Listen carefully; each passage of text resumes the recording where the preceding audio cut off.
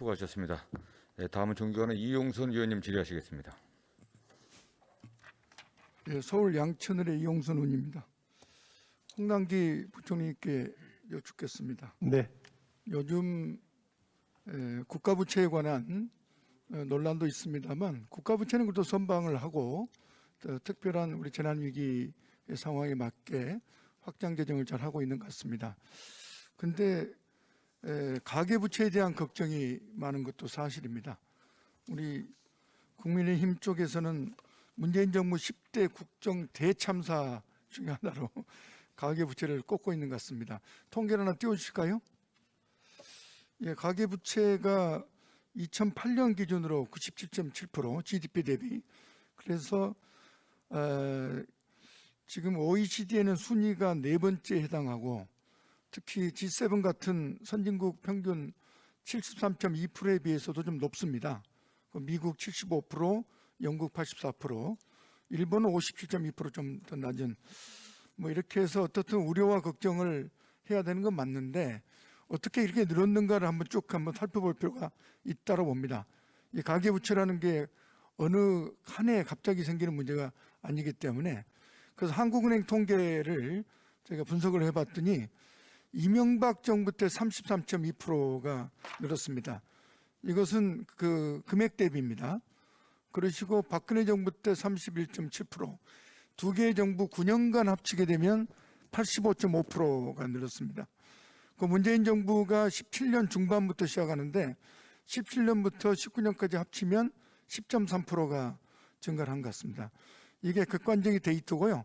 아마 올해는 코로나19의 재난 상황 때문에 가계부채가 좀 더 늘었으리라 이렇게 판단되어지는데 이 내용을 보니까 이명박 정부 때는 두 개의 위기가 있었습니다. 잘 아시다시피 2008년 미국발 그 금융위기가 있었고 2011년경에 유럽발 재정위기가 있었죠.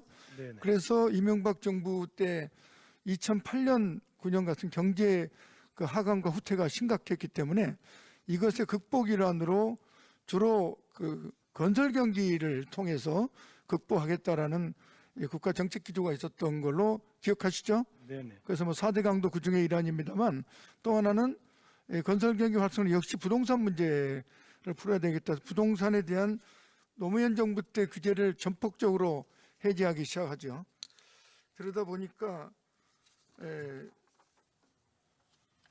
우선 그 양도세 부과 기준을 9억에서 9억으로 상향시키고 그리고 11년은 DTI를 자율로 전환하고 11년은 취득세 50% 감면 등 이 결과들이 가계부채로 상당히 환원돼 나가는 것 같습니다. 가계부채의 대체로 한 60% 안팎이 부동산 관련으로 분석이 되고 있습니다. 그래서 그 당시에는 은행에서 대출받아서 부동산을 사지 않으면 바보라 할 정도로 그 당시 그런 그 저리 흐름과 연계해서 이런 흐름들이 좀 잡혔고요. 이어서 그 박근혜 정부 때도 역시 부동산 관련된 규제 완화는 가속화되는 것 같습니다.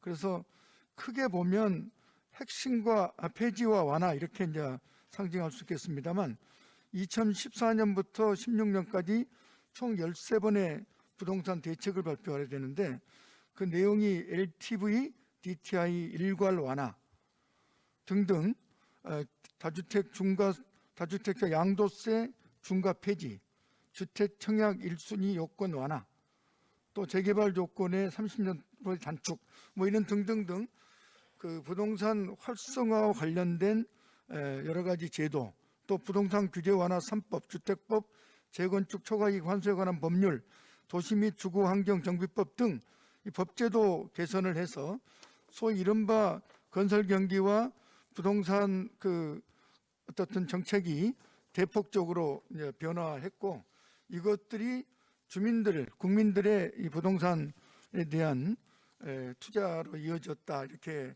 보이는데 어떻게 보시는가요?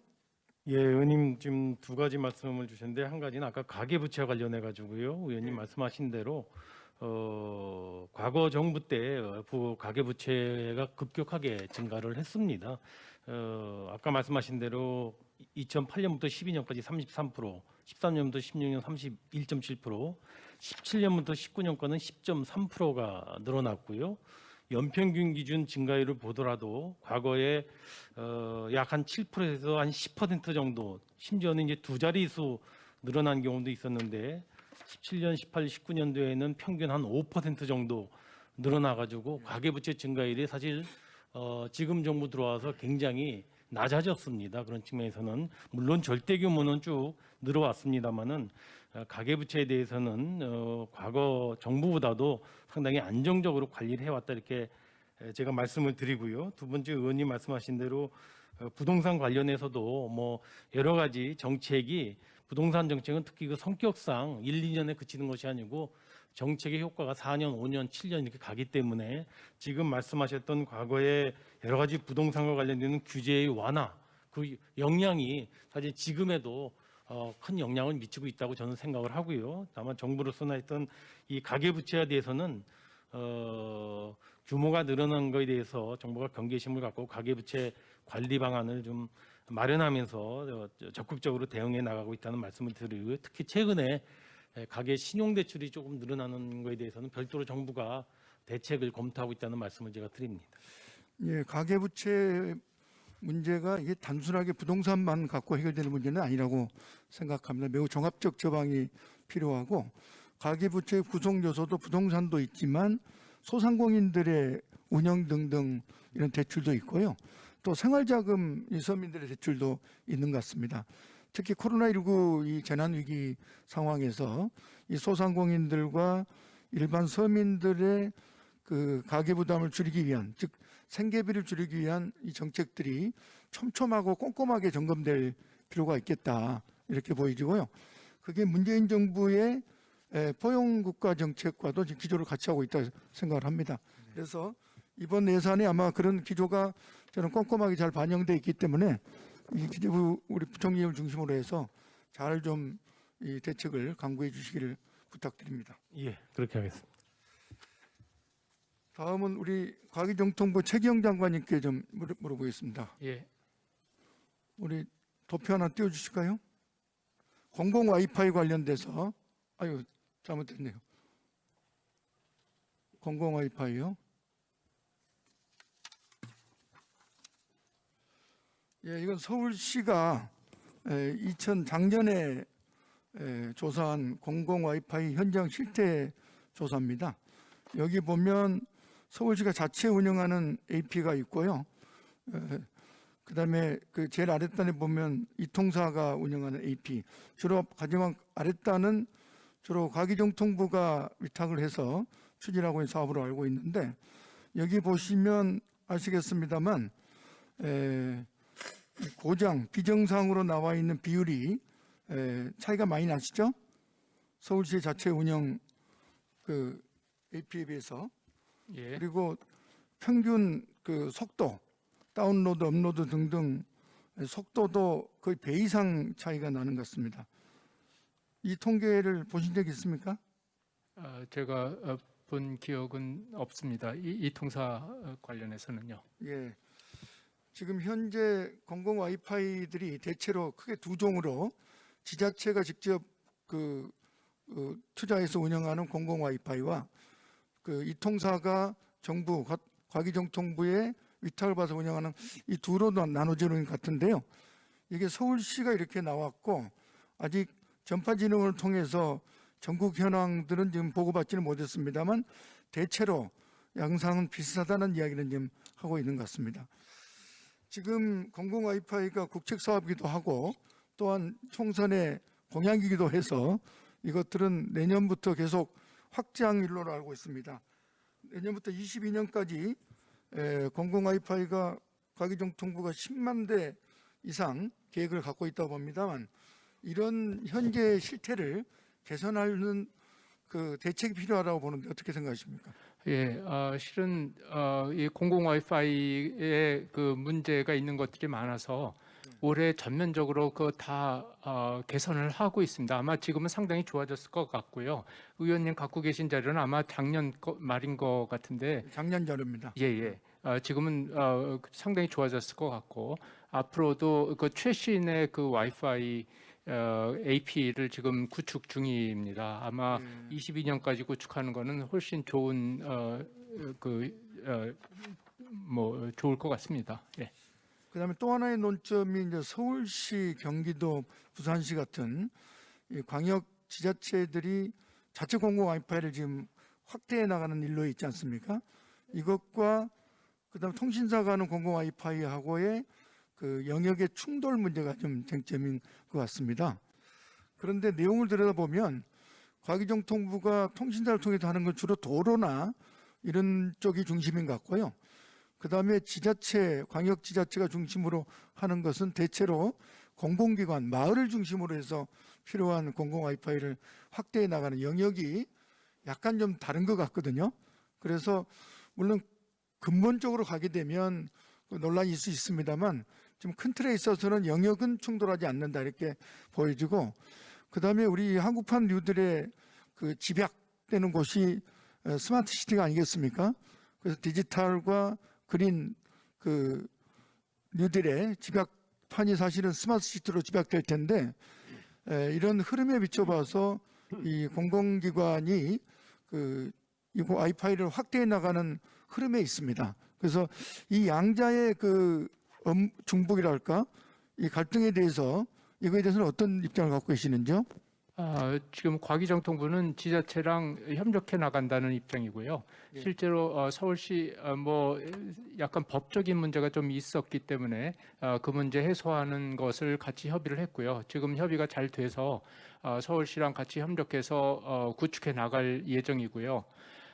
지금 그 구축 장소도 이통사가 설치하는 것이 있고, 우리 정부가 공공 와이파이 하는 거는 버스 와이파이가 포함이 됩니다. 그래서 그런 것들은 공공 와이파이로 하지만 지자체가 하는 그런 공공 와이파이는 정부에서 하는 와이파이랑 서로 충돌이 없게 전체적으로 잘 커버리지가 잘 되도록 그렇게 협의해 나갈 생각입니다. 네, 알겠습니다. 근데 이 법 개정까지, 시행령이나 법 개정까지 좀 꼼꼼히 점검해 주셔야만 충돌을 근본적으로 좀 막을 수 있지 않을까. 예. 그런데 지금 법 개정 없이 갈 수 있는 방법이 있어서 그 그렇습니까? 방법을 협의 중입니다. 예, 알겠습니다. 예. 그러면 1분 남았는데요. 또 하나 화면 하나 보실까요?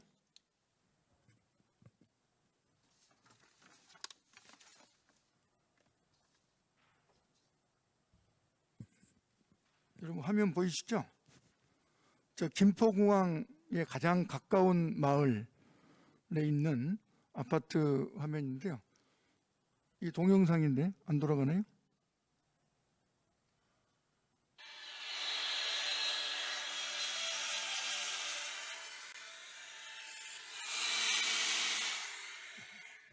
예, 들리시죠?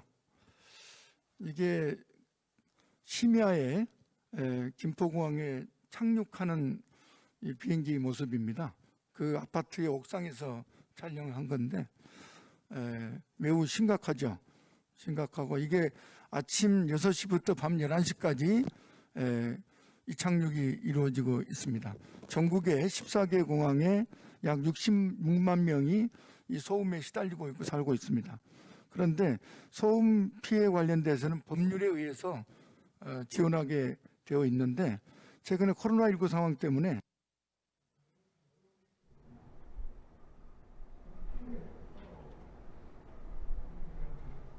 네, 의원님, 저 국토부 장관입니다.